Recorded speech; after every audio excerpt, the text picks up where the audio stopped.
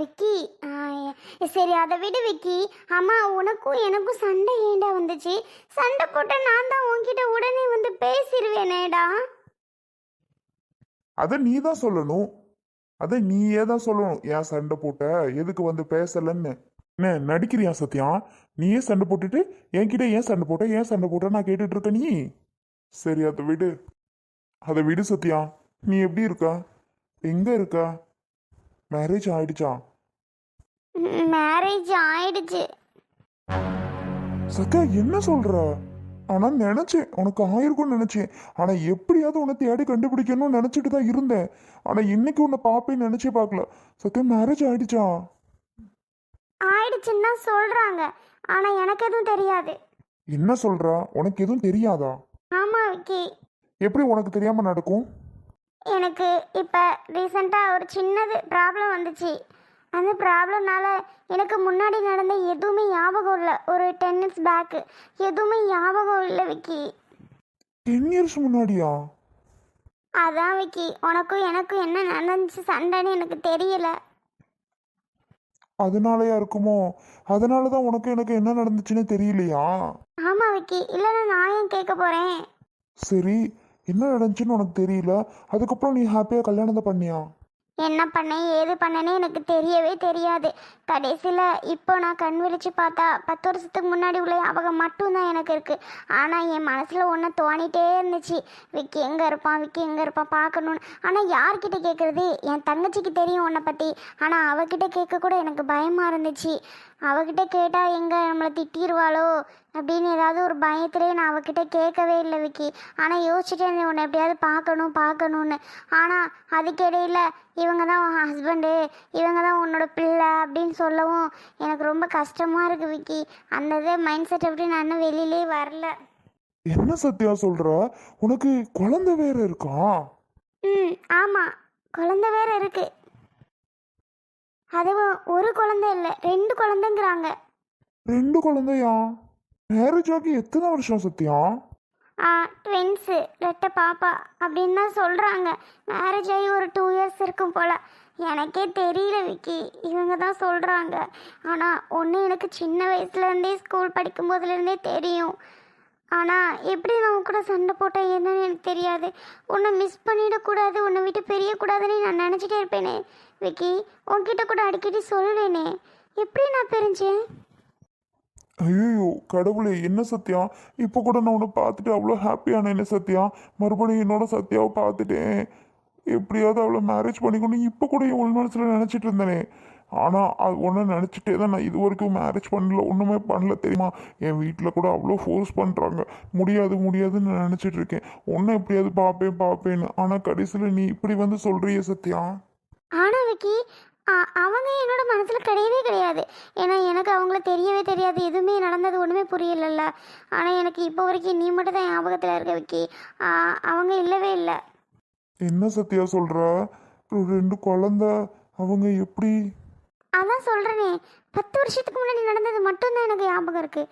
இப்போ எதுவுமே இல்லை விக்கி. எனக்கும் உனக்கும் எப்போ சண்டை நடந்துச்சு? அது ஒரு 4 வருஷம் ஆயிடுச்சு. 4 3? ஒரு 3 வருஷம் 4 வருஷத்துக்கிட்டே இருக்கும். அப்படியா? அதுக்கப்புறம் நீ என்ன வந்து பார்க்கவே இல்லையா? அந்த கோவத்திலே நான் வெளியூர் போயிட்டேன், அங்கேருந்து என்னால் வர முடியல. அதான் அதுக்கப்புறம் ரீசெண்டாக 1 மந்த் முன்னாடி தான் ஊருக்கு வந்திருக்கேன். ஊருக்கு வந்துட்டு அத்தை வீட்டில் நீ ஃபங்க்ஷன்னு கூப்பிட்டாங்க, அதுக்காக தான் சத்யா வந்தேன். ஆனால் இங்கே உன்னை பார்ப்பேன்னு நினச்சே பார்க்கல. எப்படியாவது உன்னை கண்டுபிடிக்கணும்னு நான் யோசிச்சுட்டு ஃப்ரெண்ட்ஸ்லாம் கேட்டுகிட்டே இருந்தேனே. ஆனால் இப்போ பார்ப்பேன்னு நினச்சி பார்க்கல சத்யா. அதுவும் இந்த மாதிரி ஒரு சுச்சுவேஷனில் நீ இருப்பேன்னு கொஞ்சம் கூட நினச்சி பார்க்கல சத்யா. என்ன விக்கி பண்ணுறது? எனக்கு ஒன்று மட்டும் தான் விக்கி பிடிக்கும், எனக்கு அவங்கள கொஞ்சம் கூட பிடிக்கவே இல்லை தெரியுமா. இப்போது என்ன பண்ணுறது? நீ ஒரு ஐடியா சொல்லேன். எனக்கும் ஒன்றும் புரியல சத்யா. ஆனால் லாஸ்ட் வரைக்கும் நினச்சால் ஒன்றை மட்டும் தான் நினச்சிட்டே இருப்பேனே தவிர வேற ஒரு மேரேஜ் எதுவுமே பண்ண மாட்டேன் சத்யா. இப்போ என்ன பண்ணலாம்? உனக்கு வேறு குழந்தை இருக்கு அப்படி இப்படிங்கிற. விக்கி இருக்காங்க தான், ஆனால் எனக்கு அவங்க என்னோட குழந்தைன்னு இன்ன வரைக்கும் ஏற்றுக்கவே கிடையாது. ஏன்னா எனக்கு தான் எதுவுமே ஞாபகம் இல்லை விக்கி. அப்புறம் எப்படி நான் ஏற்றுக்க முடியும்? ஐயோ, இப்போ வரைக்கும் மைண்டில் எனக்கு ஞாபகம் வந்தது ஞாபகம் தான் விக்கி வந்துச்சு தவிர அவங்க எந்த ஞாபகமே எனக்கு கிடையாது. அவங்க யார் என்னன்னு கூட தெரியாது. ஆனால் நான் அவங்க வீட்டில் இருக்கேன், அவ்வளோதான். எங்கள் அம்மா அப்பாக்காக இருக்கேன். அவங்க அம்மா அப்பா ஃபீல் பண்ணுவாங்க ஒரே காரணத்துக்காக நான் அவங்க வீட்டில் வந்து, பக்கத்து வீடு தான், இங்கே வந்து இருக்கேன் விக்கி. சத்யா, சரி உன்னோட மொபைல் நம்பர் கொடு. நோட் பண்ணிக்கோ விக்கி. டெய்லிக்கும் எனக்கு ஃபோன் பண்ணுறியா? கண்டிப்பாக பண்ணுறேன் சத்யா. மறந்துடாத. நான் இவ்வளோ நாளாக எனக்கு கண் விழிச்சு ஒரு 15 டேஸ் ஆயிருக்கு. 15 டேஸ்மே உன்னை பற்றி தான் யோசிச்சுட்டே இருப்பேன். எங்கே இருப்பேன், என்ன பண்ணுவேன், உன்னை பற்றி யார்கிட்டையும் கேட்கலாமா, பழைய ஃப்ரெண்ட்ஸ்கிட்ட கேட்கலாமான்னு யோசிச்சுட்டே இருந்தேன். ஆனால் இன்றைக்கி மீட் பண்ணுவேன்னு நினைக்கவே இல்லை. கடவுளை பார்த்து இங்கே கொண்டு வந்து என்னை விட்டுருக்கு தெரியுமா? அது எப்படி நான் மறப்பேன்? அதெல்லாம் கரெக்டாக நான் ஃபோன் பண்ணுறேன். நான் பார்த்துட்டே இருப்பேன், கரெக்டாக பண்ணுறேன். சரி, அந்த பாப்பாலாம் அழ ஆரம்பிச்சிருங்க. நான் வரும்போதே அழுதுட்டு தான் இருந்துச்சுங்க. சரி, நான் கிளம்புவேன். சத்யா, சரி சரி, இப்போ நீ கிளம்பு. அப்புறம் எதுவாக இருந்தாலும் பேசிக்கலாம். என்ன விக்கி, இனிமேல் பேச மாட்டியா? அப்படி சொல்லல. அப்புறம் என்ன? பேசணும், நான் ஃபோன் பண்ணுறேன். சரி சத்யா, நான் எனக்கும் அர்ஜென்ட்டாக வேலை இருக்குது. ஆஃபீஸ் இப்போ தான் ஜாயின் பண்ணியிருக்கேன், போயிட்டு வரேன். அப்புறம் விக்கி, நீ என்ன மிஸ் பண்ணிட மாட்டில்ல? சத்யா, இதுக்காக இத்தனை வருஷம் நான் வெயிட் பண்ணிட்டு இருந்தேன். நோ, அதெல்லாம் மிஸ் பண்ண மாட்டேன். சத்யா, நீ பயப்படாத, கண்டிப்பாக நான் உனக்கு கால் பண்ணுறேன். ஓகேவா சத்யா? நான் போயிட்டு வரேன். சரி விக்கி. இன்னைக்கு விக்கி பாப்போம் நம்ம நினைச்சே பார்க்கல, ஆனால் பார்த்துட்டோம். அப்பாடா, இத்தனை நாள் நினச்சிட்டே இருந்தோம், இன்னைக்கு பார்த்தாச்சு. சோனிக்கிட்ட போயிட்டு இந்த விஷயத்த உடனே சொல்லணும். ஆனால் அவள் என்ன சொல்லுவான்னு தெரிலையே. அவள் திட்ட தான் செய்வாளோ? பரவாயில்ல, திட்டினாலும் பரவாயில்ல. ஆனால் விக்கி பார்த்துட்டு ஹாப்பி நியூஸை சொல்லாமல் விட மாட்டேன் நான். உடனே போயிட்டு ஃபோன் பண்ணி சோனிக்கிட்ட சொல்லிடுவோம். சொல்லு சத்யா, என்ன பண்ணுற? சாப்பிட்டியா? இல்லைப்ல, இனிமே தான் சாப்பிடணும். சரி, அதை விடு. நீ என்ன பண்ணுற? நீ சாப்பிட்டியா? நானும் இல்லைப்ல. அம்மா, பாப்பா 2 பேரும் எங்க? யாரும் சமையல் பண்ணது? நீ இன்னும் கிச்சன் பக்கம் போனியா போகலையா? இல்லை சோனி, நான் போகல. அந்த அம்மாச்சி என்னை விடவே மாட்டுறாங்க. அவங்க தான் எல்லாமே குக் பண்ணிக்கிடுவாங்க. சோனி, இன்னொரு ஹாப்பியான நியூஸ். அதுக்கு தான் உடனே உனக்கு ஃபோன் பண்ணேன் சோனி. உன்கிட்ட அந்த விஷயத்த சொல்லி ஆகணும்னு தோணுச்சு. ஹாப்பியான நியூஸா? சொல்லுப்ல, அப்படி என்ன ஹாப்பியான நியூஸு? சோனி, விக்கி ஞாபகம் இருக்கா? விக்கியா? யார்? எந்த விக்கி? ஞாபகம் இல்லையே. யாரை நீ சொல்லிட்டு இருக்கா? எந்த விக்கிப்பில் சொல்கிறா? தெரியாத மாதிரி நடிக்காத. விக்கி உனக்கு தெரியல? ஞாபகம் இல்லையா?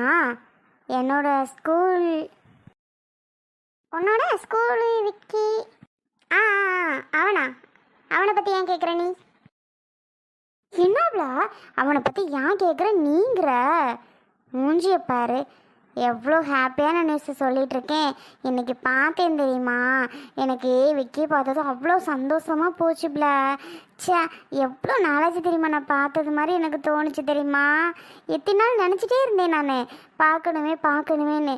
இன்றைக்கி பார்த்ததும் அவ்வளோ ஹாப்பி ஆகிட்டேன். இரு ஒரு நிமிஷம். எதுக்கு நீ அவனை பார்த்ததும் ஹாப்பியான?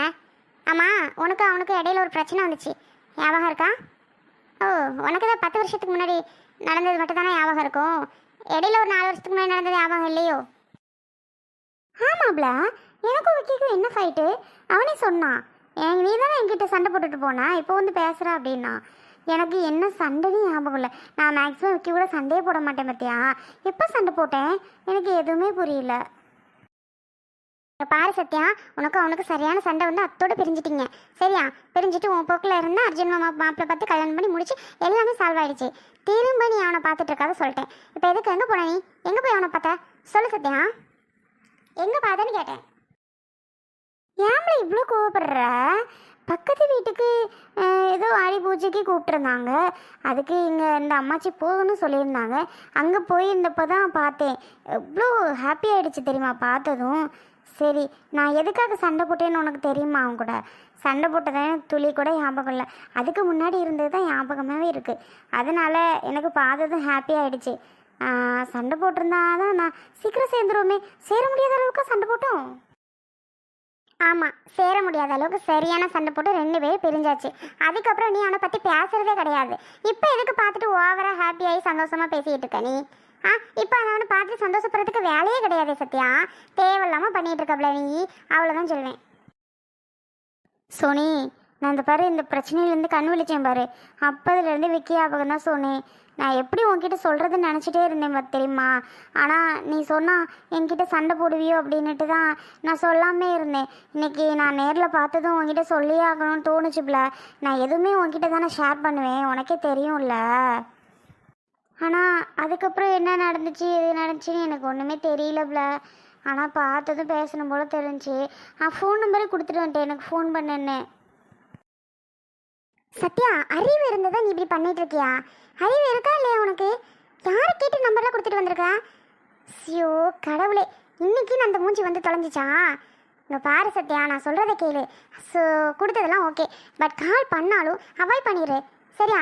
அர்ஜுன் மாமாக்கெல்லாம் தெரிஞ்சுன்னா போச்சு, பாவம் ரொம்ப ஃபீல் பண்ணுவார். நீ இனிமேல் கால் பண்ணாலும் பேசாத சத்யா, அவ்வளோதான் சொல்லுவேன். இங்கே பாரு, உன் பிள்ளைங்களை பார்த்துட்டு ஹஸ்பண்டை பார்த்துட்டு பேசாமல் இருக்க விக்கி, ஏதாவது சொல்லிடுவேன் பார்த்துக்கோ. இனிமேல் கால் பண்ணக்கூடாது. இப்போ எதுக்கு பிள்ளை திட்டாமல் என்ன பண்ண சொல்கிற? இப்போ இருக்க உன்னோட சுச்சுவேஷன் வேற. பார்த்துட்டு நீ பாட்டுக்கு போயிட்டே இருந்திருக்கணும். என்ன உனக்கு மேரேஜ் ஆகிடுச்சு சத்யா, அதை கொஞ்சமாவது யோசிச்சு பார்த்தியா? நீ பாட்டுக்கு பேசிகிட்டு இருக்கா என்கிட்ட ஃபோன் பண்ணிக்கிட்டு, எனக்கு அவ்வளோ கோவம் வருது பார்த்துக்க. இனிமேல் இந்த பேட்ச் எடுத்து என்கிட்ட பேசினா நான் பார்த்துக்க, அவ்வளோதான். பாப்பா முதல்ல சாப்பாடு விட்டியா? என்ன பண்ணிட்டு இருக்கா? பாப்பா முதல்ல பாரு, நீ சாப்பிடு. ஃபோனை வைக்கிறியா? வை. ஏய், ஏன் இவ்வளோ கோவப்பட்டு வைக்கிற? சரி, சந்தோஷமாக இருந்துச்சு, உன்கிட்ட ஷேர் பண்ணுவேன்ட்டு தான் நான் பண்ணேன். ஆனால் நீ இவ்வளோ கோவப்பட்டு திட்டுவேன்னு நான் நினச்சே பார்க்கலையே. இதுக்கு மேலேயும் கோவப்பட்டு திட்டுவேன், பேசாமல் வச்சுடு. இப்போ என்ன நடந்துச்சுன்னு இவ்வளோ கோவப்படுற? தயவு செஞ்சு வச்சுடு.